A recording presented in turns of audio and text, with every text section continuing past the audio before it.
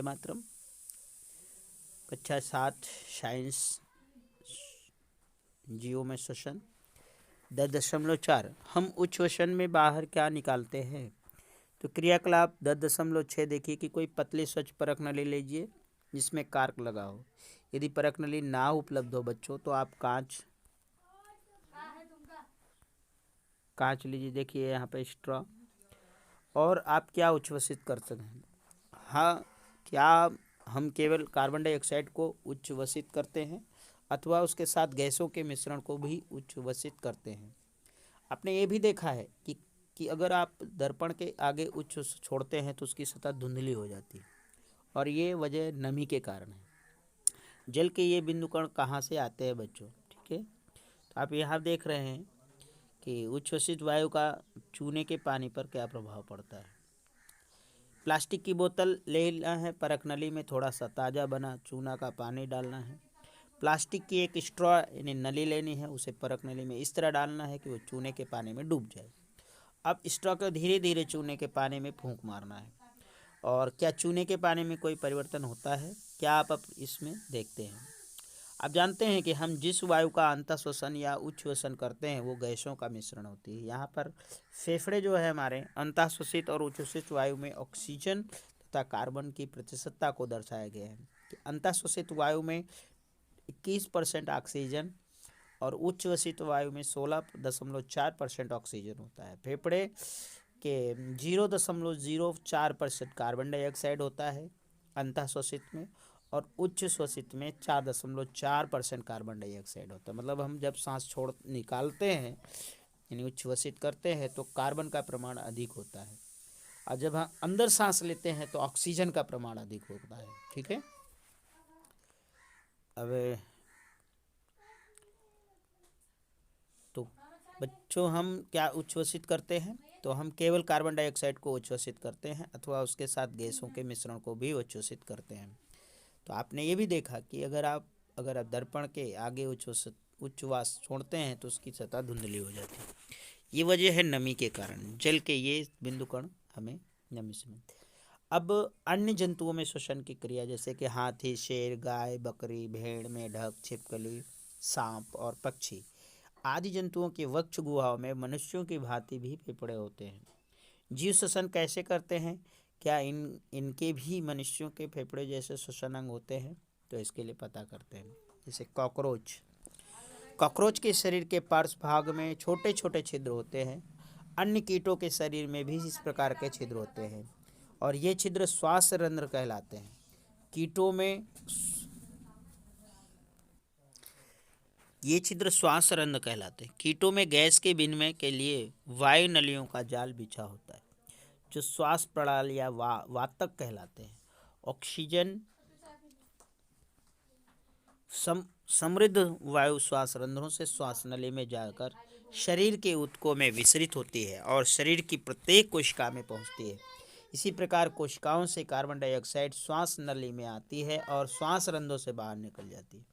श्वासनाल अथवा श्वास प्राण केवल कीटों में ही पाए जाते हैं। जंतुओं के अन्य समूहों में ऐसी व्यवस्थाएं पाई नहीं जाती है। केचुए की बात करें, केचुए अपनी त्वचा से श्वसन करते हैं। केचुए की त्वचा स्पर्श करने पर आर्द्र और श्लेष्मीय प्रतीत होती है। इनमें से गैसों का आवागमन आसानी से हो जाता है। यद्यपि मेढक में मनुष्य की भांति ही फेफड़े होते हैं तथा वे अपनी त्वचा से भी श्वसन करते हैं जो आर्द्र और श्लेष्मीय होती है। अब जल में श्वसन करने वाले प्राणी के बारे में देखें तो हम जानते हैं कि जल में श्वसन कर सकते हैं। क्या हम जल में श्वसन कर सकते हैं तथा जीवित रह सकते हैं? ऐसा नहीं है, हम जीवित नहीं सकते हैं और श्वसन नहीं कर सकते। और जल में श्वसन करने के लिए जलीय जंतुओं में ये संभव है, ठीक है। कुछ ऐसे जीव हैं जो जल में रहते हैं और वे जल में श्वसन करते हैं।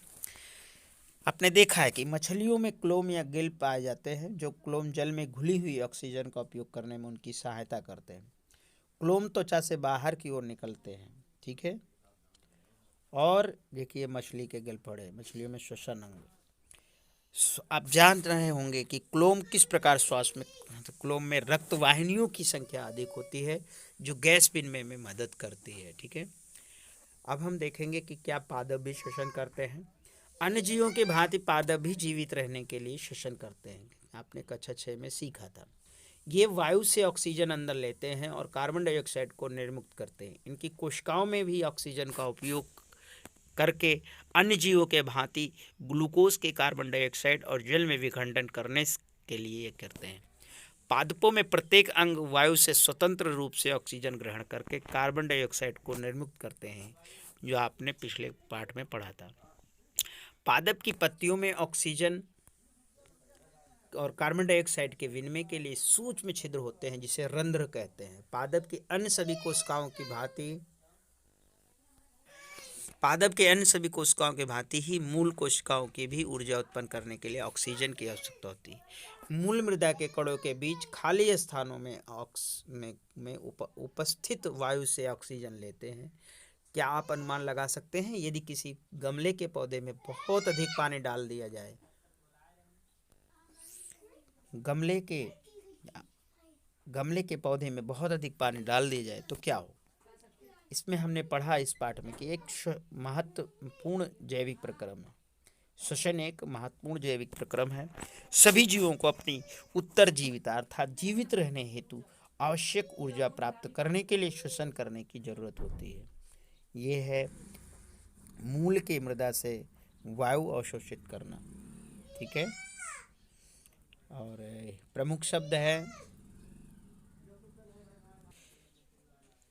इसके प्रमुख शब्द वायवीय श्वसन, अवायवीय श्वसन, श्वसन-दर, कोशिकीय श्वसन, डायफ्राम, उच्छ्वसन, क्लोम, फेफड़े, श्वसन नली, श्वास नली, अंतः श्वसन, श्वास रंध्र, श्वास प्रणाली। हमने क्या सीखा? श्वसन सभी जीवों को जीवित रहने के लिए जरूरी है। ये जीव द्वारा लिए गए भोजन से ऊर्जा को निर्मुक्त करता है।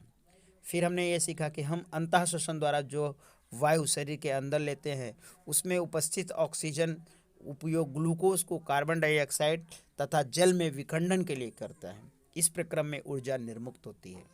फिर हमने ये सीखा कि ग्लूकोज का विखंडन जीव की कोशिकाओं में होता है, जिसे कोशिकीय श्वसन कहते हैं। फिर हमने ये भी सीखा कि यदि भोजन ऑक्सीजन के उपयोग द्वारा विखंडित होता है तो यह वायवीय श्वसन कहलाता है। यदि विखंडन में ऑक्सीजन की अनुपस्थिति में होता है तो श्वसन अवायवीय श्वसन कहलाता है। हमने ये भी सीखा कि अत्यधिक व्यायाम करते समय जब हमारी मांसपेशियों में ऑक्सीजन की आपूर्ति अपर्याप्त होती है तो भोजन का विखंडन अवायवीय श्वसन के द्वारा होता है। फिर हमने ये भी सीखा कि सांस लेना श्वसन प्रक्रम का एक चरण है, जिसमें जीव ऑक्सीजन समृद्ध वायु को शरीर के अंदर लेता है, कार्बन डाइऑक्साइड समृद्ध वायु को बाहर निकालता है। और गैसों के विनिमय के लिए विभिन्न जीवों में श्वसन दर के लिए अंग अलग अलग होते हैं। अंतः श्वसन और निःश्वसन के समय हमारे फेफड़े विस्तारित होते हैं और उच्च श्वसन के साथ हमारी मूल अवस्था में आ जाते हैं। शारीरिक सक्रियता के बढ़ने पर श्वसन दर बढ़ जाती है। हमने ये भी सीखा कि गाय, भैंस, कुत्ते, बिल्ली जैसे जीवों में श्वसन अंग और श्वसन प्रक्रम मानव के समान ही होते हैं। हमने देखा केंचुए में गैसों का विनिमय उसकी आर्द्र त्वचा के माध्यम से होता है, मछलियों में क्लोम्स के और कीटों में श्वास प्रणाली से होता है। फिर हमने ये भी सीखा कि पादपों में मूल मृदा में उपस्थित वायु को ग्रहण करती है। पत्तियों में नन्हे छिद्र होते हैं, जिन्हें रंध्र कहते हैं। इनके गैसों का विनिमय होता है। पादप कोशिकाओं में ग्लूकोज का विखंडन अन्य जीवों की तरह ही होता है। ठीक है बच्चों, अब चैप्टर खत्म होता है। जय हिंद, वंदे मातरम।